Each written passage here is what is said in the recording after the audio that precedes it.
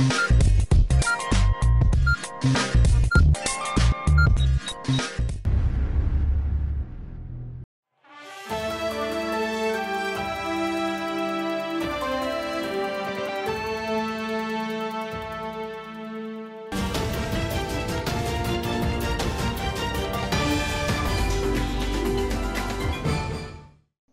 अर्ज़ है।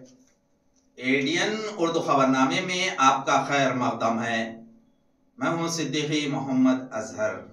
खबरों के सिलसिले को शुरू करने से पहले आइए डालते हैं आज की चंद अहम खबरों पर एक नजर।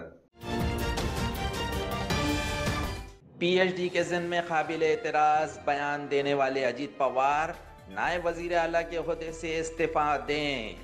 इस मुतालिबे पर कांग्रेस की जानिब से यूनिवर्सिटी गेट के रूबरू शदीद एहतजाज। म्युनिसिपल कॉरपोरेशन दफ्तर टाउन हॉल से मकई गेट के रास्ते का काम इंतजामिया नहीं कर रही है, शहरियों में गुस्सा। म्युनिसिपल इंतजामिया पर जुर्म दाखिल करने का इशारा। अब खबरें तफसील से।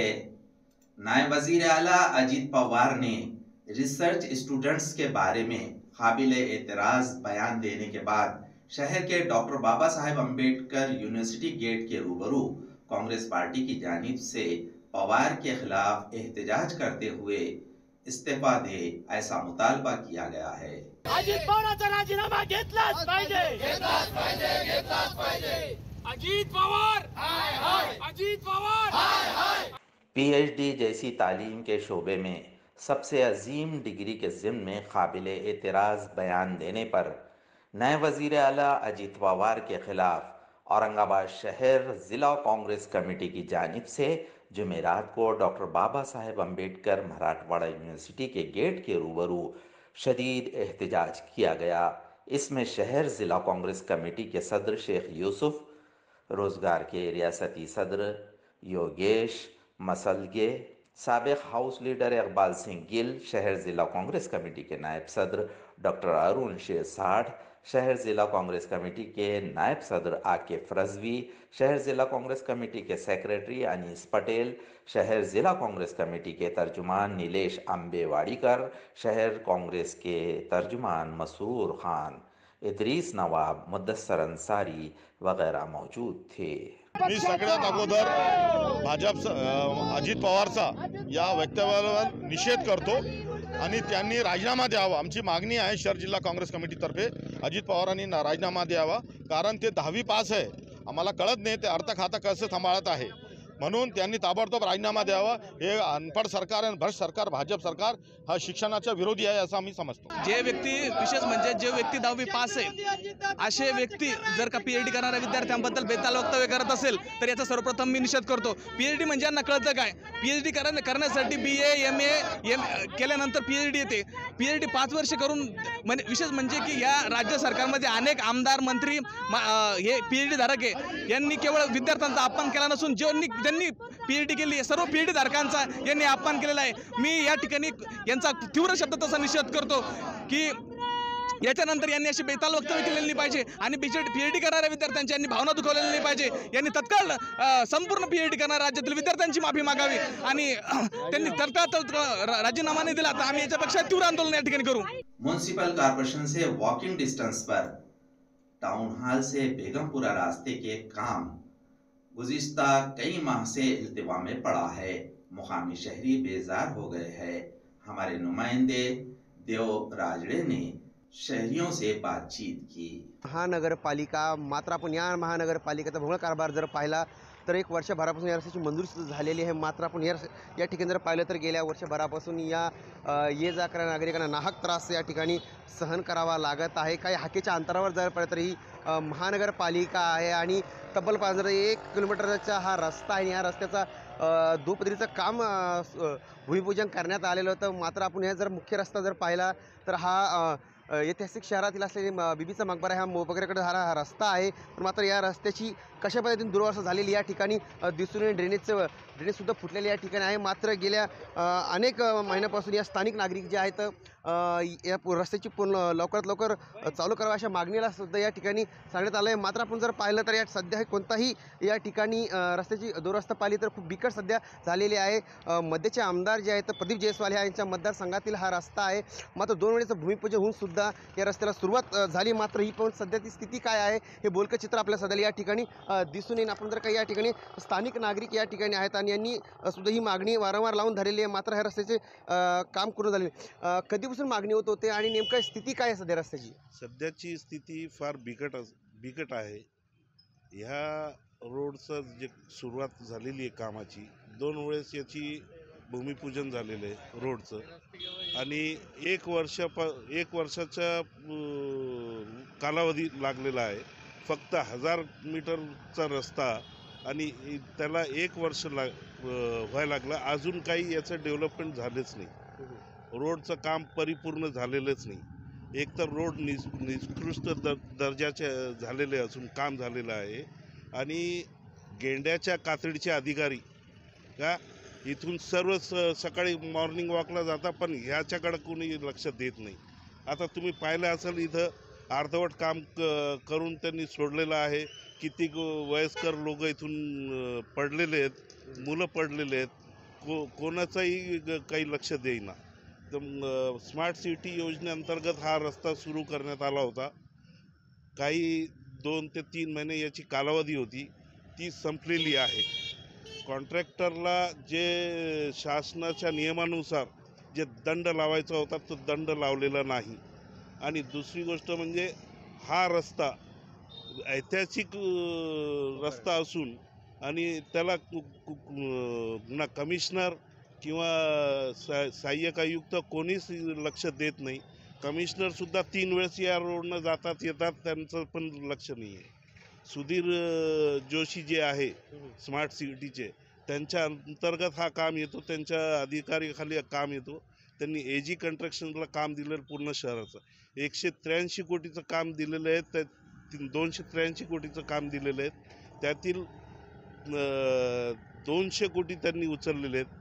ह्या कामाचे पण पैसे उचललेले आहेत आणि फक्त जे तर तो सांगतो की बाबा काम जास्त झालं म्हणून निधी अभावी हा काम रडकलेला आहे. निधी अभावी सांगितलं मग तुम्ही काही अधिकाऱ्यांशी तुम्ही मनपाच्या अधिकाऱ्यांशी काही भेट झाली का तुमची? अशा या मी 2-3 वेळेस भेट घेतलेली आहे. सुधीर जोशीला पण भेटलेलो आहे आणि या एरियाचे जे रोडचे जे इंजिनियर आहेत त्यांना पण भेटलेलं आहे. त्यांना घेऊन इथं दाखवलं. त्यांनी प्रत्येक वेळेस सांगितलं 2 दिवसात पूर्ण काम सुरू होईल. 2 दिवसात. अजून 6 महिने झाले. लोक पडायला लागले. आश्वासन देण्यात आहे मात्र मुळात कामाला सुरुवात होत नाही. फक्त आश्वासन आहे, काहीच काम नाही. आणि archaeological department, state archaeological department आणि महानगरपालिका यांच्या भांडणातून हा रस्ता रडखडलेला आहे. यांचे भांडण असं अडकलाय समजा असं म्हणा. हां, माझं असं मत आहे की हे फक्त भानेबाजी दाखवतात. ते म्हणतात त्यांनी अडवलेलं, ते म्हणतात आम्ही काही अडवलेलं नाही आहे, काम त्यांचंच आहे. हे ड्रेनेज लाईन तशीच पडलेली आहे. तुम्ही ज्या दिवशी पाणीचा दिवस आहे आमचा त्या दिवशी या तुम्हाला पूर्ण पाणी रस्त्यावरून वाहत दिसेल आणि आतमध्ये पाणी शिरतच नाही. लोकांना पाणी महिनाभर भेटत नाही. इतकं बोगस काम केलेलं आहे त्यांनी. प्रगती कॉलनी, मकाई गेट, आशिफिया कॉलनी, जयभीम नगर, बुरानी कॉलनी ह्या सर्व नागरिकांकडून आमची प्रशासनाला अशी विनंती आहे की येत्या 2 दिवसात या रोडचं काम सुरू झालं नाही तर आम्ही कायदेशीर कारवाई आणि गुन्हे दाखल करणार आहोत अधिकारी आणि कॉन्ट्रॅक्टरवर. तो महापालिकेचा आयुक्त असो किंवा डिव्हिजनल कमिशनर असो किंवा कलेक्टर असो, हे सर्व रोज सकाळी मॉर्निंग वॉकला जातात. पाहून ते डोळे झाकून आहे, परंतु कुठलाही प्रोग्रेस या कामासाठी दिलेलं नाही. तर आमची लोकशाही मार्गाने आणि कायदेशीर कारवाई आम्ही करणार आहोत येत्या 2 दिवसात जर काम चालू झालं नाही तर. नक्कीच स्थिती खूप बिकट आहे. आपण जर सर्वात महत्त्वाचा प्रश्न जर बघितला आपण तर इथल्या इथं नागरिकांच्या डोळ्याला पाणी मात्र नळाला पाणी नाही अशी स्थितीसुद्धा झालेली आहे. पण हा मुख्य रस्ता आहे. कोणताही या रस्त्याला या ठिकाणी जर पाहिलं तर कोणताही याला सुरक्षा लावण्यात आलेली नाही. जर या ठिकाणावर आताच आपल्या स्थानिकांनी सांगितलं की काही अपघात या ठिकाणी होऊ शकतो. हाकेच्या अंतरावरच महानगरपालिका आहे. महानगरपालिकेकडनं हा रस्ता जातो आहे. मात्र या ठिकाणी हे उघडे नळ असतील आणि कोणतेही सुरक्षा या ठिकाणी येण्या जाण्या नागरिकांना नसल्या कारणानं रात्रीचा मोठा अपघात पण होऊ शकतो. याच्यावर आपल्याला लक्ष देईन. मात्र आता तरी ही महानगरपालिका जागी होईल का असा प्रश्न आता निर्माण झालेला आहे. आपण जर पाहिलं सर्वात महत्त्वाची ही गोष्ट आहे कारण की स्मार्ट सिटीचं स्वप्न होऊ बघणारी ही महानगरपालिका आहे. हजारोचे रस्ते या ठिकाणी कोट्यवधीचे रस्तेसुद्धा बनवण्यात आले. मात्र या रस्त्याची दुरवस्था पाहिली तर हा पैशाचा आपला प्रश्नसुद्धा निर्माण होईल. नेमकं हे एवढा हजारो कोटीचा प्रश्न कुठे गेला हा देखील निर्माण होईल. मात्र सर्वात महत्त्वाची बाब आहे की आता तरी या रस्त्याला चालना भेटेल. हा रस्ता लागेल का हे बघणं महत्त्वाचं ठरणार आहे. खदीम पेंशन स्कीम आयद की जाए, इस मुतालबे पर तमाम सरकारी मुलाजिमीन तंजीमों ने आज से बेमुद्दत हड़ताल का आगाज किया है. ताहम एहतजाज जारी था. इस दौरान घाटी अस्पताल में एक मरीज की मदद करने के लिए कॉस्ट्राइब मुलाजिमीन महातंजीम के जिला सदर विलास जगताप ने पेशरफ्त करके मदद पहुंचाई. ताहम एहतजाज जारी रहा. लात तो तुमको न्याय तो तुमको नहीं देंगे तो लड़के लेंगे अपने हक. खदीम पेंशन स्कीम आयद की जाए, इस मुतालबे पर मुख्तलिफ सरकारी मुलाजिमीन तंजीमों ने जुमेरात से बेमुद्दत हड़ताल शुरू की है. महसूल, शोबा सेहत, ज़िला परिषद, समाज कल्याण समेत दीगर तमाम महकूमों के 23,850 मुलाजिमीन इस हड़ताल में शामिल हुए हैं. इसकी वजह से घाटी इंतज़ामिया, ज़िला कलेक्टर ऑफिस, तहसील समेत ज़िला अस्पताल वगैरह सरकारी दफातर में वीरानी छाई हुई है. हड़ताल का सबसे ज़्यादा असर शोबे सेहत पर पड़ा है.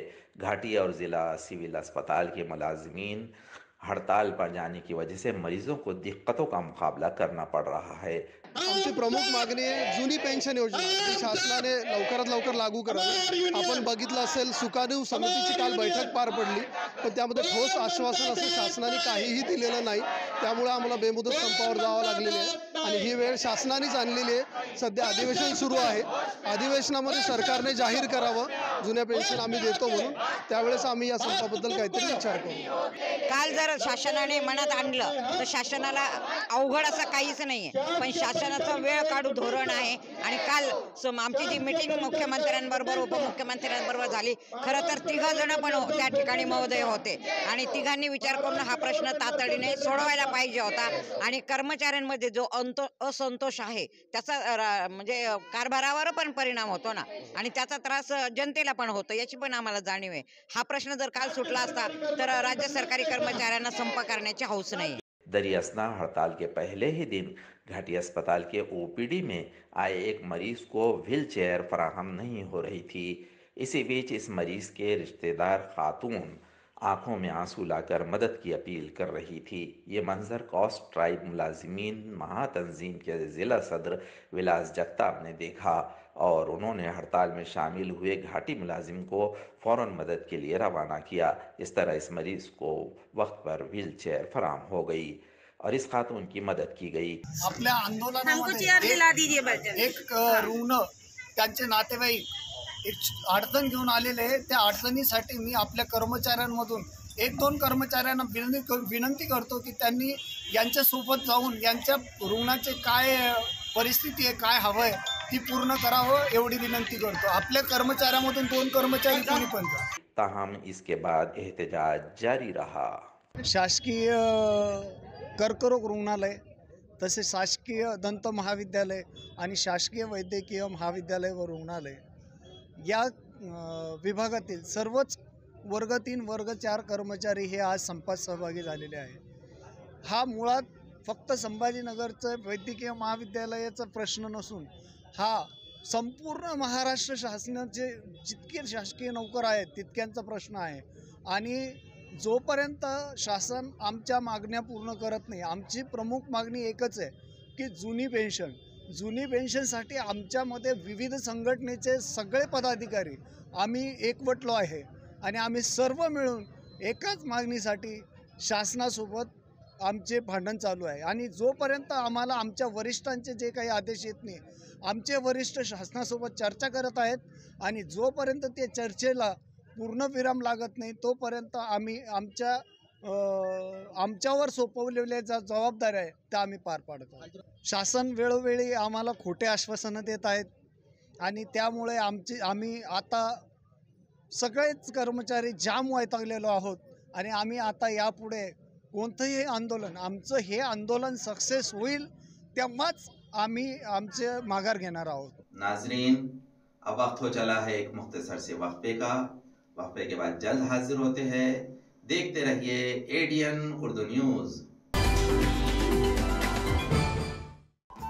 दिवाळी धमाका. छत्रपती संभाजीनगरमध्ये प्राईम लोकेशनवर आलिशान 2 BHK row houses. Beed bypass road, Satara परिसर पासून फक्त 200 मीटरच्या अंतरावर. हिवाळी पाटील लॉन्स पासून फक्त 400 मीटरच्या अंतरावर. आकर्षक किमतीत रो हाऊसचे मालक व्हा आणि आकर्षक बक्षिसे जिंका. किंमत फक्त 51 लाख पासून पुढे. विकसित क्षेत्रात अधिष्ठान आहे. वैयक्तिक रो हाऊससाठी प्रशस्त पार्किंग, त्याचबरोबर private garden, video door bell, सौर सिस्टीम. जागेचा पत्ता प्लॉट क्रमांक 14P 15 24 25P, Beed bypass, Satara परिसर, छत्रपती संभाजीनगर, औरंगाबाद. खरेदीसाठी आमचा कॉन्टॅक्ट नंबर आहे 9860056488. सर्व बँक कर्ज उपलब्ध आहेत. अटी आणि शर्ती लागू. मस्त मास्क पहना रहे तुम्हें. Thank you sir. वो जान बचाने के लिए पहनना पड़ता है ना सर. रेडीमेड है या टेलर मेड है? ऑनलाइन ऑर्डर किया है सर. एक और है क्या? है ना सर. देना. बहुत मस्त लगे आपको. ये ना सर. सर सर सर ना भाई, जान बचाने के लिए बाइक चलाते वक्त सिर्फ खोपड़े पे मास्क पहनेगा तो खोपड़े को कौन बचाएगा? समझ गया सर. हेलमेट ऑनलाइन ऑर्डर कर, वरना हमेशा के लिए ऑफलाइन हो सकता है. Okay sir. ये ले. चल हम ये भी ऑनलाइन भर दे. हेलमेट पहने, ट्रैफिक नियमों का पालन करे, जिंदगी के सफर को सुरक्षित रखे. वक्फे के बाद आपका दोबारा इस्तकबाल है. शहर में तमाम अस्पतालों से हयातियाती कचरा जमा करने के लिए मुकर्रर की गई वाटर ग्रीस कंपनी को गुज़िश्ता 20 साल से उसूल व ज़ाबित के बगैर मुद्दत में इजाफा किया गया है. ऐसा इल्ज़ाम आयद करते हुए मुद्दत में इजाफा मुस्तरद किया जाए, ऐसा मुतालबा हिज़्ब मुखालिफ पार्टी रहनुमा अंबादास दानवे ने कानून साज कौन्सिल में किया है. या विषयामध्ये तर विचार केला तर सन्मान्य सदस्य उमाताईंनी मांडलेले मुद्दे अतिशय बरोबर आहे. कारण मी सुद्धा इथला साक्षीदार आहे. सगळ्यात आधी जर या सगळ्या विषयाचा विचार केला तर कोणत्याही एजन्सीला, आताच मान्य मंत्री महोदयांनी सांगितलं की आता कोणती बॉडी नाही आहे सध्याच्या घडीला, आणि संभाजीनगरची तर मागच्या 3 वर्षांनी नाही. त्यामुळं पुन्हा एकदा निविदा का वाढवली हा एक मनात सगळ्यांचाच प्रश्न आहे. काही लोकांच्या, बऱ्याच लोकांचे त्याच्याविषयी ऑब्जेक्शन्स होते. त्यामुळं कारण हा जो कोणी गुत्तेदार जी काही एजन्सी असेल याच्या कामाचा जर परफॉर्मन्स बघितला तर सभापती महोदय अतिशय वाईट आहे. म्हणजे आता सभागृहात सांगायला काहीच हरकत नाही की जे बायोमेडिकल वेस्ट आहे ते रियूज केले जातात, अशा पद्धतीनं सुद्धा अतिशय घातक पद्धती या ठिकाणाहून होतात. त्याचे व्हिडिओज माझ्याकडे आहे सभापती महोदय, मी आपल्याला देईल ते, की ज्या पद्धतीनं याचं रियूज होतं. आणि प्रदूषण तर प्रचंड प्रमाणात त्या ठिकाणचं आहे. आपण कधी जाऊ बशा, आत्ता जरी व्हिडिओ कॉल लावला तर तिथून काय बाहेर निघतं आपल्याला दिसेल, अशा प्रकारची स्थिती आहे. त्यामुळं प्रदूषण नियंत्रण मंडळाने एखाद्याला क्लिअरन्स दिलं म्हणजे काय सगळं क्लिअर झालं अशातला भाग नाही. हे मंडळाचे अधिकारी कशा पद्धतीनं काम करतात याच्याविषयी मी काही फार सांगण्याची आवश्यकता नाही. तिथं जात सुद्धा नाही, तपासणी सुद्धा करत नाही. कॉर्पोरेशनचं काम आहे एजन्सी फिक्स करणं फक्त, परंतु बाकी प्रदूषण अँगलनी तपासणी करणं हे प्रदूषण नियंत्रण मंडळाचं काम आहे. परंतु प्रदूषण नियंत्रण मंडळ या सगळ्या बाबीकडे अतिशय दुर्लक्ष करतं. गावकऱ्यांना सुद्धा, त्या भागाच्या गावकऱ्यांना सुद्धा याचा मोठ्या प्रमाणात सभापती महोदय त्रास होतो. इथं अप्रशिक्षित कर्मचारी सभापती महोदय सगळ्यात महत्वाचं. माझा आपल्या माध्यमातून सरकारला प्रश्न आहे की या सगळ्या याच्यात ही जी मुदतवाढ दिलेली रद्द करून नवीन एजन्सी नेमणार का, हा माझा पहिला प्रश्न. प्रशिक्षित कर्मचारी नेमण्यासाठी त्यांना आदेशित करणार का? आणि प्रदूषण नियंत्रण मंडळानं जे यांना क्लिअरन्स दिलंय त्याची पुनर्तपासणी करणार का? हा माझा प्रश्न आहे. फुलंब्री तालुके के खामगांव गोरक्ष में एक मराठा नौजवान ने छत्रपति शिवाजी महाराज की यादगार के रूबरू जहर पीकर खुदकशी कर ली। इस वाक़े से तालुका फुलंब्री और नवाही इलाकों में खलबली मच गई है। विजय पुंडलिक राकड़े, उम्र 39 साल, खामगांव, तालुका फुलंब्री, ये मराठा रिजर्वेशन के लिए खुदकशी करने वाले नौजवान का नाम है। बुध को दोपहर 4 बजे के करीब ये वाक़या पेश आया। मराठा समाज को रिजर्वेशन हासिल हो, इस मुतालिबे पर जारी एहतजाज में विजय भी शामिल हुआ था। ताहम मराठा समाज को रिजर्वेशन हासिल नहीं हो रहा है, ये देखते हुए वो फिक्रमंद था। इसने खामगांव में छत्रपति शिवाजी महाराज की यादगार के सामने जहर पी लिया। इसने जहर पिया, ये बात देहातियों को समझ में आते ही देहातियों और इसके रिश्तेदारों ने इसे फुलंब्री के अस्पताल में दाखिल किया। इसकी हालत ज़्यादा ख़राब होने पर इसे घाटी अस्पताल एम्बुलेंस के ज़रिए लाया गया। ताहम डॉक्टर्स ने जांच के बाद इसे मुर्दा करार दिया। मराठा रिजर्वेशन के लिए वो खुदकशी कर रहा है, ऐसी पर्ची भी इसके जेब से मौसूल हुई। बच्चों को तालीम देने के लिए मैं जिम्मेदार हूँ। मेरे बच्चों को रिजर्वेशन न होने की वजह से मैं उनके लिए कुछ नहीं कर सकता। मराठा समाज को रिजर्वेशन मिले इसलिए मैं खुदकशी कर रहा हूँ। ये बात इसने सुसाइड नोट में तहरीर की है। म्यूनसिपल कॉरपोरेशन के 41वें यौम तासीस के ज़िम्न में 8 दिसंबर से 13 दिसंबर के दरमियान म्यूनसिपल कॉरपोरेशन कमिश्नर नीज एडमिनिस्ट्रेटर जी श्रीकांत की हिदायत के मुताबिक मुख्तलिफ प्रोग्राम्स का एहतमाम किया गया था। आज इन प्रोग्राम्स का इख्तिताम सकाफती प्रोग्राम से किया गया। म्यूनसिपल कॉरपोरेशन के 41वें यौम तासीस के ज़िम्न में सन एकनाथ रंग मंदिर में सकाफती प्रोग्राम का एहतमाम किया गया था। इसमें म्यूनसिपल कॉरपोरेशन के अफसरान, मुलाजिमीन और तलबा ने अपने फ़नून का इजहार किया। प्रोग्राम में इब्तिदा में शमع रोशन की गई। इस मौके पर additional commissioner Saurabh Joshi, deputy commissioner नीज शोबे तालीम की chief Nanda Gaikwad, deputy engineer Suhag Joshi, Syed Badruddin Babar और सकाफती ऑफिसर शंभू विश्वासु मौजूद थे। इस मौके पर ड्राइंग, तकारीर, मजमून नवीसी, ड्रामा वगैरह मुकाबलों में कामयाबी हासिल करने वालों को सदाकतनामे और इनामात दिए गए। इस तरह से 8 दिसंबर से जारी यौम तासीस के प्रोग्राम्स का इख्तिताम अमल में आया।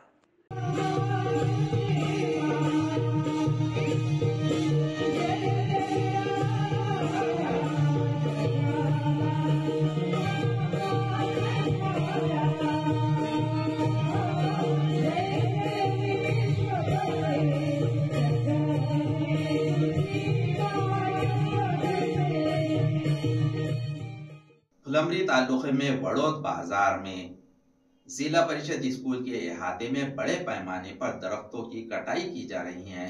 इस दिन में किसी किस्म की इजाजत नहीं ली गई, ऐसा इल्जाम मुकामी बाशिंदों की जानिब से आयद किया गया।